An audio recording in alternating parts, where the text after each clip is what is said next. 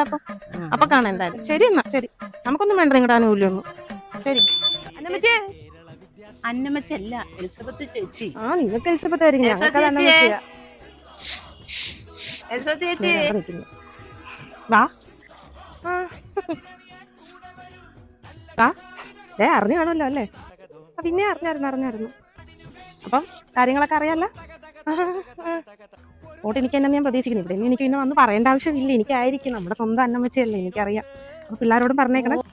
ശരി പറഞ്ഞേക്കാം ഞാൻ എലിസബത്ത് ചേച്ചി എന്ന് പറഞ്ഞപ്പോൾ അവളുടെ അന്നമ്മ ചേച്ചിയാണ്. പിന്നെ നിങ്ങൾക്കൊക്കെ എലിസബത്ത് ചേച്ചി, നമ്മൾ എത്ര നാളായിട്ടുള്ള ബന്ധം, ഞങ്ങളുടെ സ്വന്തം അന്നമ്മച്ചയാണേ. പിന്നെ നമ്മുടെ കൊച്ചല്ലേ.